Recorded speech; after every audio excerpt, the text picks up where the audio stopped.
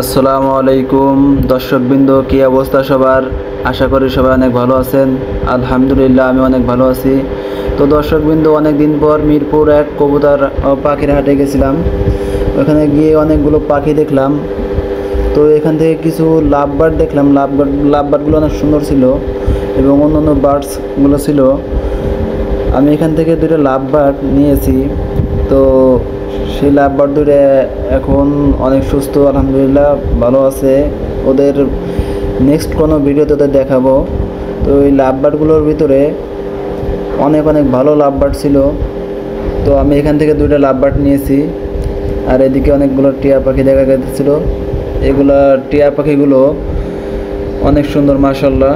এটা হচ্ছে মিরপুর এক কবুতর ও পাখির হাট। তো কবুতরগুলো আমি দেখতেছিলাম, কবুতরগুলো মোটামুটি সুস্থই ছিল। খাঁচার ভিতরে রোদের ভিতরে দেখে হয়তো একটু অসুস্থ দেখা যাইতেছে, কারণ অনেক রোদ।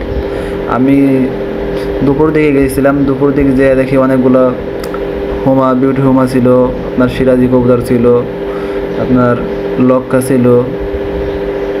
তো কবুতরগুলো মাশাআল্লাহ অনেক সুন্দর। তো আমি অনেকগুলো ভিডিও করলাম, ভিডিও করে দেখলাম। কবুতরগুলো আমার কাছে খুব ভালোই লাগছে। তো এখানে সব ধরনের কবুতর ও পাখি সব কিছুই পাওয়া যায়। যদি কারো লাগে, মিরপুর এক আপনার কবুতর পাখির হাট, মিরপুর এক শাহ আলী মহিলা কলেজ এর পাশের যে গলি থেকে শুরু হয়।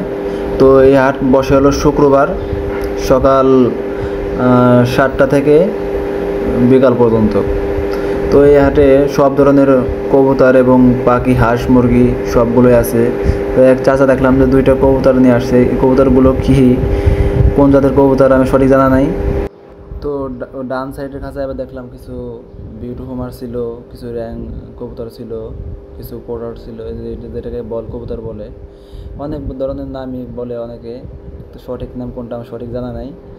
তো এখানে আসলে অনেক ধরনের কবুতরই পেয়ে যাবেন। আবার আমি অন্য সাইডে দিয়ে দেখলাম কিছু গিরিবাজ কবুতর ছিল। কবুতরগুলো আমার কাছে খুবই ভালো লাগতেছিল। তো কবুতরগুলো যদি কারো লাগে, নিজে এসে দেখে শুনে বুঝে তারপরে নেবেন। এখানে দাম কম আছে, বেশি দামেরও আছে, সব ধরনেরগুলোই পাবেন। সেক্ষেত্রে আপনার নিজের এসে যাচাই বাছাই করে নিতে হবে। আমি আবার এদিকে এসে দেখলাম কিছু সিল্কি মুরগি, আবার কিছু আপনার দেশি মুরগি ছিল, কিছু কক মুরগি ছিল। অনেক ধরনের মুরগি আসে এখানে, সবগুলোই পাবেন মোটামুটি। তো এখানে আসলে নিজে এসে যাচাই বাছাই করে তারপরে নেবেন, সুস্থ সবল দেখে, কারণ এখানে ভালো মন্দ সবই আছে। যদি কবুতর না চেনেন, যে চেনেন তারা নিয়ে আসবেন, নিয়ে এসে কবুতরগুলো সংগ্রহ করবেন। ধন্যবাদ। আজকের ভিডিও এই পর্যন্ত। ভালো লাগলে চ্যানেলটি সাবস্ক্রাইব করবেন। ধন্যবাদ সবাইকে।